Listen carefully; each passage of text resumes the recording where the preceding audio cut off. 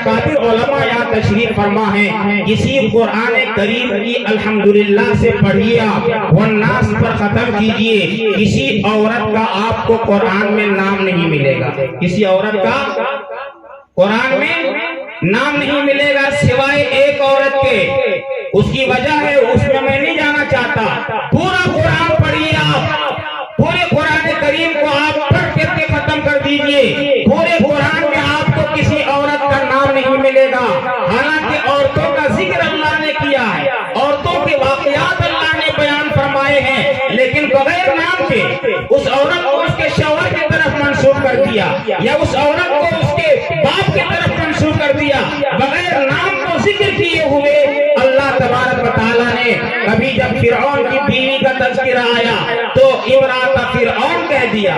कहीं हजरत इमरान की एक जो है और जिस तरह की औरतों का जिक्र अल्लाह ने कुरान में किया है, उनके शौहर की तरफ क्यों फिरौन की बीवी का नाम अल्लाह को नहीं मालूम था? उन औरतों का, जिन औरतों का तज़किरा अल्लाह ने कुरान करीम में किया है, क्या उन औरतों का नाम अल्लाह को मालूम था या नहीं मालूम था? अल्लाह के इल्म में कौन सी चीज नहीं है, लेकिन कुरान करीम के अंदर से उनका नाम हटाकर सिर्फ उनका तज़किरा करके हमें और आपको ये पैगाम देना चाहते हैं कि औरत तो औरत का नाम भी पर्दे में होना चाहिए। ये इस्लामी मिजाज ये है, कुरान का मिजाज ये है कि औरत तो औरत होती है, औरत के लिबास तो दूर की बात है, औरत का नाम भी पर्दे में होना चाहिए। बिला वजह बगैर किसी शरई जरूरत के औरत का नाम भी हाईलाइट नहीं होना चाहिए। अरे बात समझ में? आज हम लोग अपनी औरतों का जब तक नाम नहीं छापते हैं, शुआरा जब तक औरतों का नाम ले लेकर के नज़म नहीं पढ़ेंगे, इनको थोड़े ही नाम मिलने वाला है। याद रखिए, ये सरासर गुमराही है। मैं किसी पर तनकीद नहीं कर रहा हूँ। याद रखिए, अगर यही हाल रहा और इसी तरीके से हमारी शायरी और हमारी तकरीर, एक बात कहकर मैं अपनी बात को खत्म करता हूँ। शैतान को जब अल्लाह रब्बुल इज्जत ने जन्नत से निकाल दिया, फिटकार दिया और रांगे दरगाह हुआ शैतान, तो चलते चलते शैतान ने कहा, ए अल्लाह, मैं तो इस दुनिया से जा रहा हूं और जा रहा हूं इस इंसान की वजह से। इसके वजह से, इस इंसान की वजह से जा रहा हूं। जन्नत से निकलने की वजह ये हजरत आदम बने हैं। अगर आप मुझे इनको सजदा करने का हुक्म न देते, इनके सामने झुकने का हुक्म न देते, तो हम अकड़ते नहीं, और जब अकड़ते नहीं तो आप नाराज नहीं होते। आप जो मेरे ऊपर नाराज हुए हैं वो इसकी वजह से, तो मेरा जो कुछ भी बिगड़ा हुआ है किसकी वजह से बिगड़ा? इस आदम की वजह से।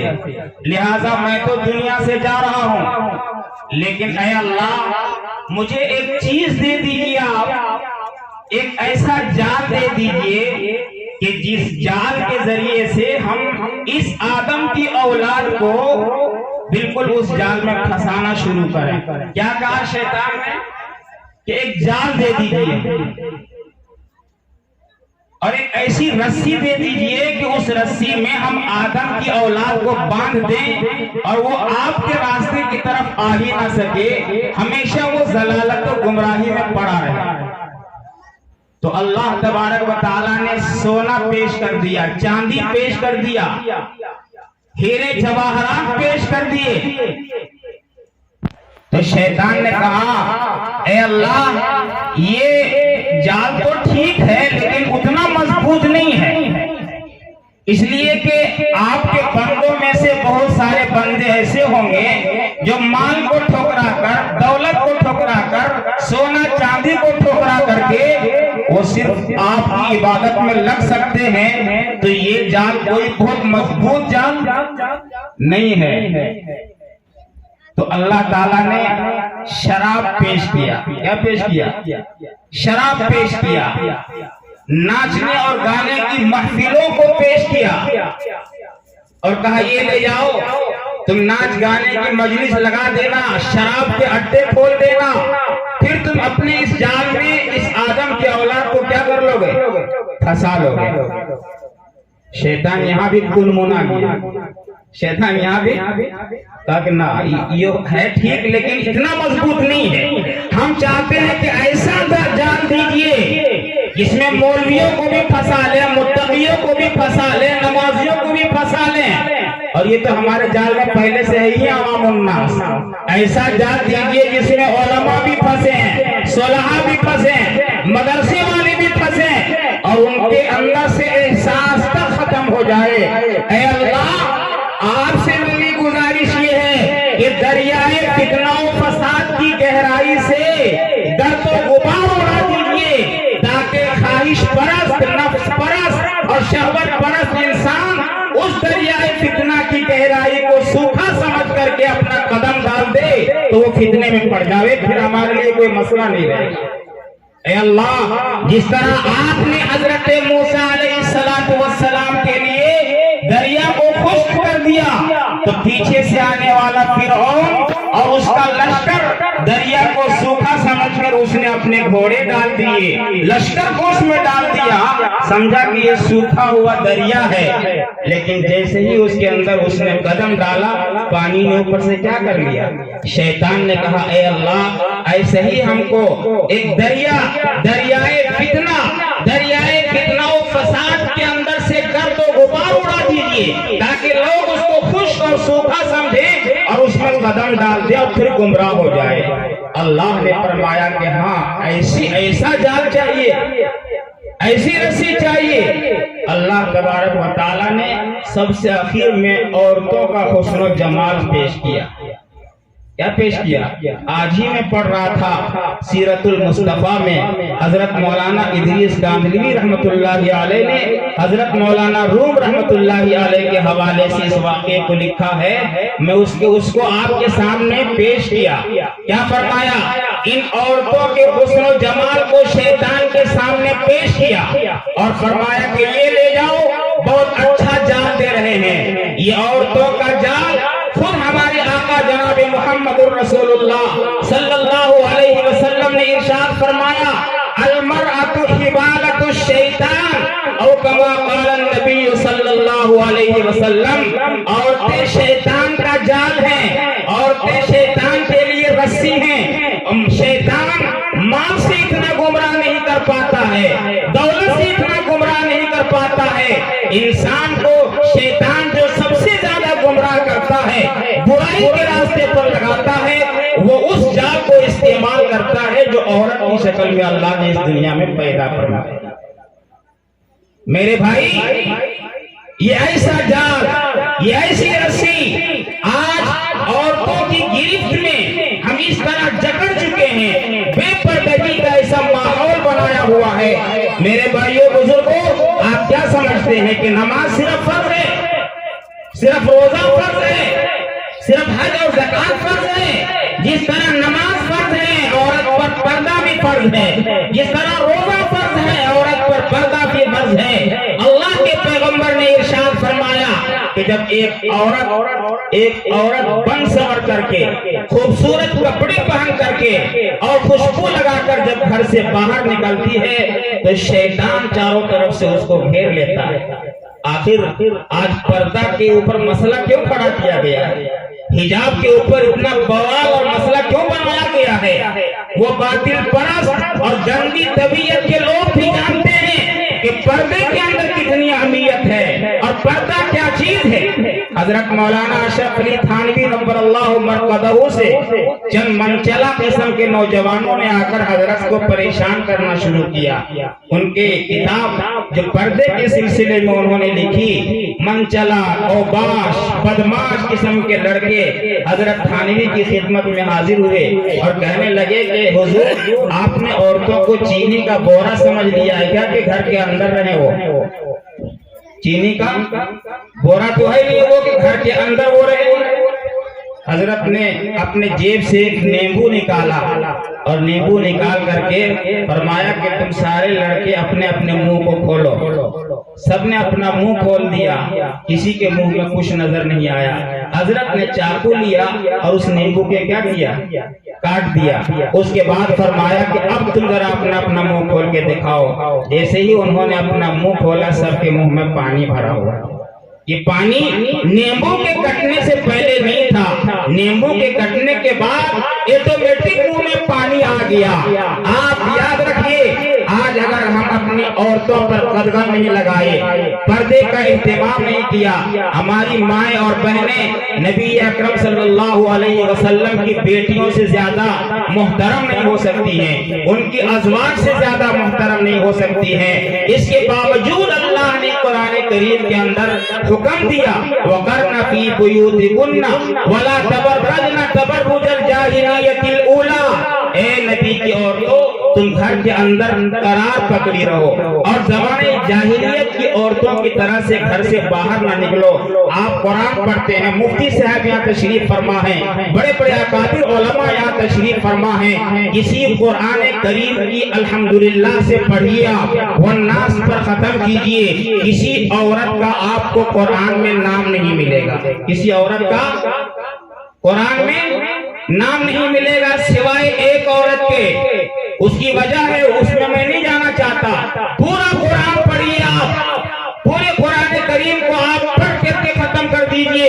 پورے قرآن میں آپ کو کسی عورت کا نام نہیں ملے گا، حالانکہ عورتوں کا ذکر اللہ نے کیا ہے، عورتوں کے واقعات اللہ نے بیان فرمائے ہیں، لیکن بغیر نام کے اس عورت کو اس کے شوہر کی طرف منسوب کر دیا، یا اس عورت کو اس کے باپ کی طرف منسوب کر دیا، بغیر نام کو ذکر کیے ہوئے۔ اللہ تبارک و تعالیٰ نے کبھی جب فرعون کی بیوی کا تذکرہ آیا تو امرأۃ فرعون کہہ دیا، کہیں حضرت عمران کی ایک جو ہے اور جس طرح کی عورتوں کا ذکر اللہ نے قرآن میں کیا ہے، ان کے شوہر کی طرف کیوں فرعون کی بیوی کا نام اللہ کو نہیں معلوم تھا؟ ان عورتوں کا، جن عورتوں کا تذکرہ اللہ نے قرآن کریم میں کیا ہے، کیا ان عورتوں کا نام اللہ کو معلوم تھا یا نہیں معلوم تھا؟ اللہ کے علم میں کون سی چیز نہیں ہے، لیکن قرآن کریم کے اندر سے ان کا نام ہٹا کر صرف ان کا تذکرہ کر کے ہمیں اور آپ کو یہ پیغام دینا چاہتے ہیں کہ عورت تو عورت، عورت کا نام بھی پردے میں ہونا چاہیے۔ یہ اسلامی مزاج یہ ہے، قرآن کا مزاج یہ ہے کہ عورت تو عورت ہوتی ہے، عورت کے لباس تو دور کی بات ہے، عورت کا نام بھی پردے میں ہونا چاہیے، بلا وجہ بغیر کسی شرعی ضرورت کے عورت کا نام بھی ہائی لائٹ نہیں ہونا چاہیے۔ ارے بات سمجھ میں؟ آج ہم لوگ اپنی عورتوں کا جب تک نام نہیں چھاپتے ہیں، شعراء جب تک عورتوں کا نام لے لے کر کے نظم نہیں پڑھیں گے، ان کو تھوڑے ہی نام ملنے والا ہے۔ یاد رکھیے، یہ سراسر گمراہی ہے۔ میں کسی پر تنقید نہیں کر رہا ہوں، یاد رکھیے اگر یہی حال رہا اور اسی طریقے سے ہماری شاعری اور ہماری تقریریں ہوتی رہی تو یاد رکھیے اللہ تبارک و تعالیٰ کو نہ ہماری تعریف کی ضرورت ہے، نہ ہمارے نبی کی شان بلند ہوتی ہے ہمارے نام پڑھنے سے۔ اللہ تعالیٰ اٹھا کر پھینک دے گا اس طرح جس طریقے سے مکھی سے انسان دودھ نکال کے پھینک دیتا ہے۔ اللہ نے کسی لائق بنایا ہے تو اس نعمت کی قدر کیجیے، ورنہ بولتے بولتے پڑھتے پڑھتے کہاں سے کہاں چلے جائیے گا، اس کا حشر دیکھ لیجیے۔ یہ سب پیسوں کی بات، یہ حسان الہند کہلاتے ہیں، لقب بڑے بڑے القاب لگاتے ہیں، یہ شاعر وہ شاعر، اور حوالہ پیش کرتے ہیں کہ اللہ کے نبی نے جو ہے انعام دیا، وہ دیا، وہ دیا۔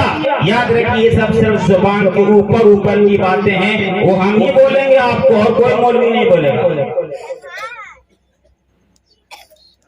کوئی نہیں بولے گا، یہ ہم ہی بولیں گے۔ اور یہ سب چلے گئے، انہوں نے ان کی تحریک پر مجھے پورے ضلع گریڈی کا اصلاح معاشرہ کا ناظم بنایا، جمعیت علماء ضلع گریڈی کا۔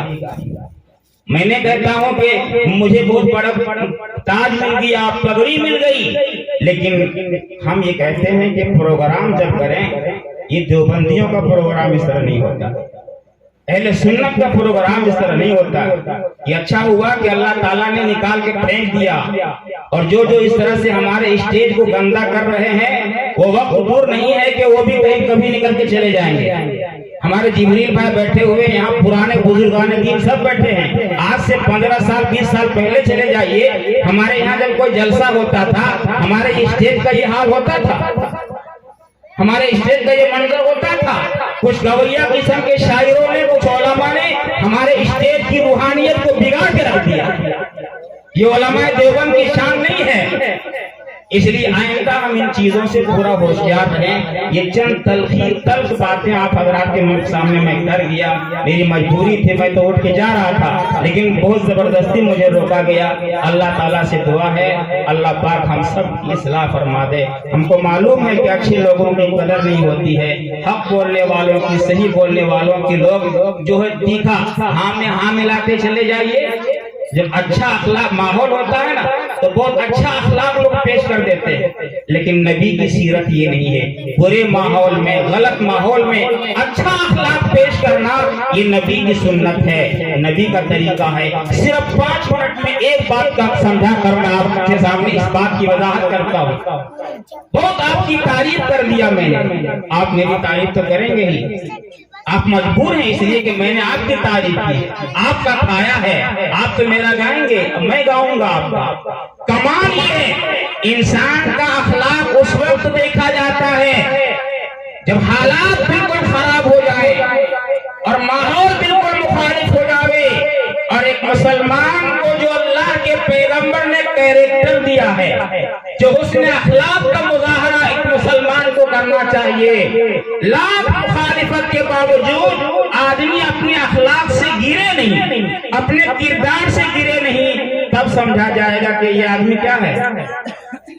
अल्लाह के पैगंबर को अल्लाह रब्बुल इज्जत ने कुरान करीम में क्या इरशाद फरमाया कि ए मेरे महबूब, आपके बड़े बुलंद अखलाक, आपके अखलाक क्या है, बहुत बुलंद है। इन्नका लअला खुलुकिन अज़ीम, आप अखलाक के आला दर्जे पर फाइज हैं। आप समझ सकते हैं कि अल्लाह ने ये जुमला कब कहा, किस पसे मंजर में कहा है कि आप बड़े बुलंद अखलाक वाले हैं। आप जरा इसका पसे मंजर देखिए। जब आपको पागल कहा जा रहा था, जब आपको दीवाना कहा जा रहा था, जब आपको मजनू कहा जा रहा था, जब आपके ऊपर पत्थर बरसाए जा रहे थे, जब आका को गाली दी जा रही थी, आपके रास्ते में कांटे बिछाए जा रहे थे, आपके गर्दन, आपके जिस्म मुबारक पर ओझरी डाली जा रही थी, आपको दीवाना, आपको पागल, आपको मजनू कहा जा रहा था। अल्लाह तबारक व तआला कभी कलम की कसम खाता है और लिखी हुई सतरों की कसम खाता है, फरमाता है नून वल कलमी वमा यस्तुरून मा अंत बिनिअमति रब्बिका बिमजनून व इन्ना लका लअजरन गैर ममनून इन्नका लअला खुलुकिन अज़ीम। अल्लाह कसम खा रहा है कभी, और कसम खा रहा है लिखी हुई तहरीरों की, कि मैं कलम की कसम खाकर कहता हूँ, ऐ मेरे महबूब, मैं लिखी हुई सतरों की कसम खाकर कहता हूँ कि ये जो दीवाने आपको दीवाना कह रहे हैं, ये पागल जो आपको पागल कह रहे हैं, मा अंत बिनिअमति रब्बिका बिमजनून, आप अपने रब के करम से, नेमत से मजनून नहीं है। आप अपने करम से, अल्लाह के करम से क्या नहीं है, मजनून, दीवाने नहीं है। और कसम खा रहे हैं अल्लाह कौन सी की, कलम। दोनों में क्या जोड़ है? अल्लाह को बताना तो सिर्फ ये है कि आप पागल नहीं। वो लोग जो कह रहे थे पागल हैं, तो अल्लाह को सिर्फ ये कह देना चाहिए कि आप पागल, बात खत्म नहीं। बात तो सिर्फ इतनी करनी है कुरान में, मा अंत बिनिअमति रब्बिका बिमजनून, आप दीवाने नहीं, बात तो सिर्फ इतनी। लेकिन अल्लाह कसम खा रहा है कलम की, अल्लाह कसम खा के कह रहा है लिखी हुई तहरीरों की, या उन फरिश्तों की जो कलम चलाने वाले हैं। कलम में और उस जवाब कसम में और जवाब कसम में जोड़ क्या है? तो मेरे दोस्तों, अगर आप जरा गौर करें तो बिल्कुल आपको मुनासिबत समझ में आ जाएगी। अल्लाह ताला गोया यूं करना चाहता है कि ए मेरे महबूब, ये जो मक्के के लोग आपको दीवाना कह रहे हैं, आपको पागल कह रहे हैं, आपको मजनू कह रहे हैं, याद रखिए कायनात का कलम, फरिश्तों का कलम, कचहरी का कलम, कोर्ट का कलम, दफ्तरों का कलम, मदरसे में मुहतमिम लिखेगा, कोर्ट में जज लिखेगा, पूरी दुनिया के अंदर कलम चलेगा, आसमान पर कलम चलेगा, कायनात के अंदर इस कलम से हर चीज लिखा जाएगा। लेकिन ऐ मेरे महबूब, आपको पूरी दुनिया के अंदर कोई मजनू नहीं लिखेगा। इस कलम से दुनिया में हर चीज लिखी जाएगी, लेकिन कोई माइकलाल दुनिया में ऐसा नहीं पैदा हो सकता है कि जो आपको अपने कलम से मजनू और दीवाना लिख दे। एक मतलब। दूसरा मतलब ये है कि अगर बिलफर्ज वल महाल, अगर इनके कहने के मुताबिक आप दीवाने ही हैं, आप मजनू हैं, तो दुनिया के अंदर डॉक्टर तलाश कीजिए। बड़े से बड़े डॉक्टर के पास अगर आपको ले जाया जाए तो कोई डॉक्टर आपको ऐसा नहीं मिलेगा कि जो डॉक्टर अपने कलम से आपके मजनू होने का रिपोर्ट लिख सके। रिपोर्ट में भी आपको सही लिखेगा, उस डॉक्टर के कलम में भी ये दम नहीं है कि वो जब रिपोर्ट बनाने लगे तो मेरे महबूब को क्या लिख दे, मजनू लिख दे। ऐसे माहौल में अल्लाह अपने नबी को क्या कह रहा है, आप बड़े बुलंद अखलाक वाले हैं, बुलंद अखलाक पर फाइज हैं। इसलिए आज जरूरत इस बात की है कि हम अपने नबी के अखलाक में ढलने वाले बन जाएं। बनेंगे कि नहीं बनेंगे? इंशाअल्लाह। बहुत ज्यादा वक्त हो गया है और ये बेरब्त बातें मैंने आपकी खिदमत में अर्ज कर दी हैं। अल्लाह ताला से मैं माफ़ी मांगता हूँ और आप हजरत से भी मैं माजरत चाहता हूँ। हो सकता है कि किसी की दिल शिकनी हो गई होगी, लेकिन हकीकत यही है, हम लोगों को इन चीज़ों से बाज आना चाहिए। आना चाहिए कि नहीं बाज आना चाहिए? अपने अपने घरों में औरतों की इस्लाह करनी चाहिए। अल्लाह ताला हम ये देखिए, अल्लाह ताला हम सबको सही बात पर अमल करने की तौफीक मरहमत फरमाए। ये देखिए माशाअल्लाह, ऐसे ऐसे भी दुनिया में लोग मौजूद हैं कि ऐसा नहीं कि सारी इंसानों का ज़मीर मर चुका है, सो इंसानों का ज़मीर जिंदा है, अच्छी बातें सुनना पसंद करते हैं।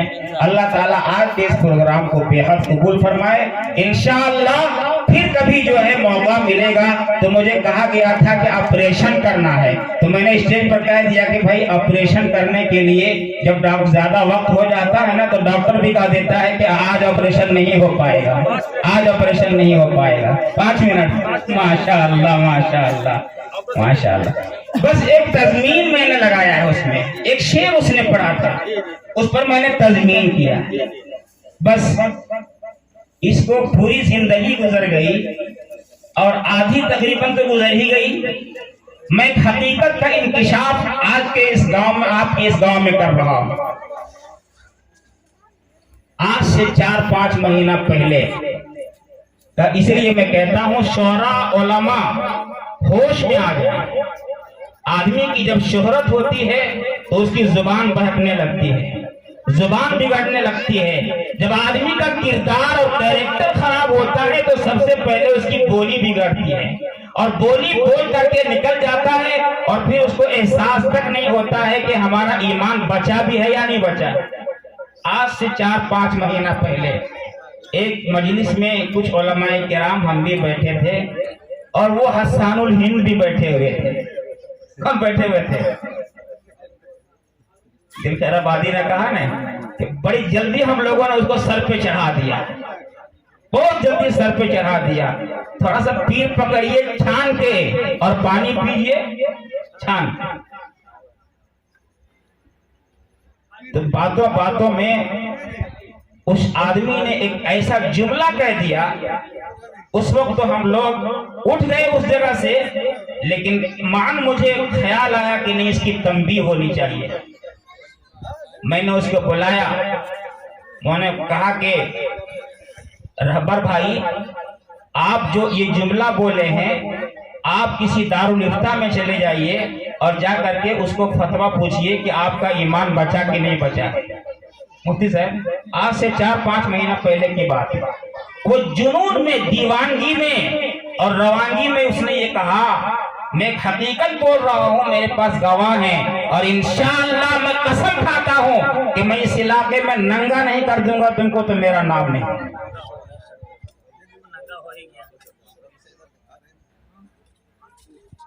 कहा कि मौलाना, मुझे कभी कभी दिल में ये ख्याल आता है کہ میں داڑھی اڑا دوں، ٹوپی رکھ دوں اور پینٹ اور شرٹ پہن لوں اور مشاعرے کی دنیا میں چلا جاؤں تاکہ خوب پیسے کماؤں، خوب پیسے بٹوروں۔ یہ میرے سامنے مولانا الیاس صاحب نے بہت پہلے کلاس لیا تھا، ایک سال پہلے، لیکن ہم لوگوں نے مل بیٹھ کر کے اس مسئلے کو سلجھا دیا تھا کہ چلو روٹی سیک رہا ہے، روزی روٹی کا مسئلہ ہے تو کھانا کمانے دو، کاہل اس میں پڑے ہوئے ہو۔ لیکن فطرت جب آدمی کی بگڑتی ہے نا تو پہنچی وہیں پہ خواب جہاں کا خمیر تھا، پہنچ گیا تھا جہاں جانا تھا۔ اس نے مجھے کہا کہ لگتا ہے داڑھی اڑا دیں، پوچھئے مفتی صاحب بیٹھے ہوئے ہیں، یہ مفتی ہے، میں مفتی بھی نہیں ہوں۔ کوئی آدمی داڑھی نہیں رکھتا ہے تو وہ آدمی ایمان سے نہیں نکلتا ہے۔ کوئی آدمی اگر نماز نہ پڑھے تو وہ آدمی مسلمان رہتا ہے۔ کوئی آدمی اگر روزہ نہ رکھے تو وہ مسلمان رہتا ہے۔ کوئی آدمی کوئی بھی گناہ کرے، گناہ کرنے سے آدمی ایمان سے نہیں نکلتا ہے۔ لیکن جب کوئی آدمی داڑھی کی توہین کر دے تو یاد رکھیے اس کا ایمان ختم ہو جاتا ہے، اس کی بیوی اس کے نکاح سے نکل جاتی ہے، اس کا ایمان ختم ہو جاتا ہے۔ کیا اس جملے کے بعد بھی اس بیوقوفوں کو گھوڑسنبا والے کے پیر کے سامنے بتانا چاہیے کہ میرے ساتھ ایسا ایسا جب بیعت کروا رہے تھے، کلمہ پڑھا رہے تھے اور کہہ رہے تھے کہ آج مجھے صحیح مسلک مل گیا، لا حول ولا قوت الا باللہ، آج میں سنی صحیح العقیدہ کے اسٹیج پر ہوں۔ تم کو پتا ہے کہ سنی کس کو کہتے ہیں؟ تم کو تو صرف دل بدلنا آتا ہے۔ دل بدلو جو رنڈی قسم کے لوگ ہوتے ہیں ان کا یہ حشر ہوتا ہے۔ حضرت علامہ سید طاہر حسین غیابی نے بڑا ایک عجیب لطیفہ سنایا تھا، مجھے لگتا ہے کہ میں سنا دوں۔ انہوں نے فرمایا تھا ایک فرقہ ہے غیر مقلدین کا، اہل حدیث کا، تو دیکھیے گمراہ لوگ کیسے ہوتے ہیں، دل کیسے بدلتے ہیں، شوہر کیسے بدلتی ہے عورتیں، اور خواہش نفس کو کیسا، تقاضے کو کیسا پورا کرتے ہیں۔ انہوں نے کہا تھا کہ ایک غیر مقلد سعودی سے آیا۔ کہاں سے آیا؟ سعودی عرب سے آیا، اور ہندوستان میں آنے کے بعد اس کی ایک حسین اور خوبصورت لڑکی پہ نگاہ پڑ گئی تو اس کا تو منہ میں پانی آ گیا۔ تو اس نے کہا کہ بہن جی آپ کا نکاح ہو گیا ہے؟ تو اس عورت نے کہا کہ نہیں، نکاح تو نہیں ہوا ہے۔ کہا کہ کیوں نہیں، آپ تو بالغ ہو گئی ہیں، عمر بھی جا رہی ہے تو نکاح کر لینا چاہیے۔ تو اس عورت نے کہا کہ گھر والوں کی اجازت ملے جب تو، والدین میرے لیے رشتہ تلاش کریں تب تو وہ غیر مقلد تھا، بقرات۔ اس نے کہا کہ تم حدیث نہیں جانتی ہے، حدیث میں آتا ہے کہ جب عورت بالغ ہو جاوے اور شادی کے قریب ہو جاوے تو وہ خود مختار ہو جاتی ہے۔ اور اس نے ایک حدیث سنایا کہ اس حدیث کی روشنی میں اگر ماں باپ اجازت نہ بھی دے تب بھی یہ لڑکی اپنی مرضی سے کیا کر سکتی ہے؟ نکاح کر سکتی ہے۔ تو عورت تو پہلے سے تیار بیٹھی تھی کہ ماں باپ کا ادھر حدیث مل گیا تو ماں باپ کو کہے کے لیے گنے گی وہ۔ کہا کہ ایسا ہے جب حدیث آپ سنا رہے ہیں تو پھر حدیث کی روشنی میں نکاح ہو جانا چاہیے۔ کہا کہ میں بھی گوا رہی ہوں، چلو پیغام میرا قبول کر لو اور مجھ سے کیا کر لو، نکاح کر لو۔ اس غیر مقلد نے اس عورت سے ماں باپ کی اجازت کے بغیر کیا کر لیا؟ نکاح کر لیا۔ دوسرا غیر مقلد آیا، اس نے کہا کہ تمہارا نکاح ہو گیا ہے بہن جی؟ کہا نکاح تو ہوا۔ کہا کہ کس طرح ہوا؟ کہا کہ اس طرح ہوا، ایک آئے تھے بہت بڑے محدث تھے، غیر مقلد آئے تھے وہاں سعودی سے ریٹائر ہو کر کے، اس نے مجھے بتایا کہ حدیث کا حوالہ دیا تو میں نے اپنی مرضی سے ان سے نکاح کر لیا۔ کہا کہ گواہ ہوا موجود تھے؟ کہا نہیں گواہ موجود تو نہیں تھے۔ لا حول ولا قوت الا باللہ العلی العظیم۔ یہ حدیث کے مطابق تو ہوا لیکن قرآن کے خلاف ہو گیا۔ قرآن میں تو اللہ نے کلیئر کر دیا واشہدوا ذوی عدل منکم، جب تک کہ دو گواہ سامنے موجود نہ ہو، دو گواہ کے بغیر نکاح کیسے تم نے کر لیا؟ حدیث دکھایا تم کو، قرآن سے ہٹا دیا۔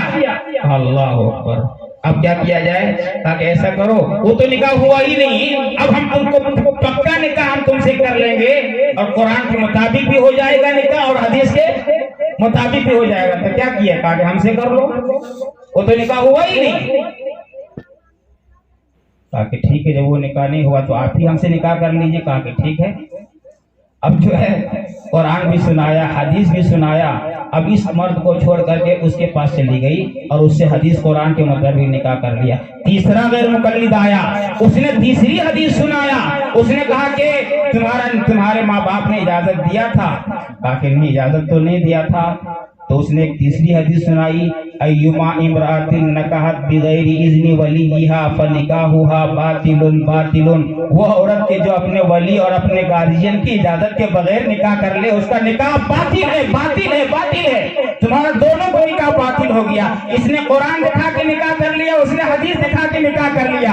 اور یہ تیسری حدیث جس میں اللہ کے نبی نے ارشاد فرمایا ہے کہ جو عورت اپنی مرضی سے بغیر گارجین کے نکاح کر لے, اس کا نکاح باطل ہے, باطل ہے, باطل ہے. تمہارا نکاح تو ہوا ہی نہیں ہے. تو عورت اور سٹ پٹا گئی کہ اب کیا ہونا چاہیے. کہا کہ کیا ہونا چاہیے, وہ دونوں نکاح تھوڑے ہوا, ہم سے کر لو. ہمارے سامنے حدیث بھی ہے اور ساری حدیث کے موجودگی میں ہم تم سے نکاح کر لیں.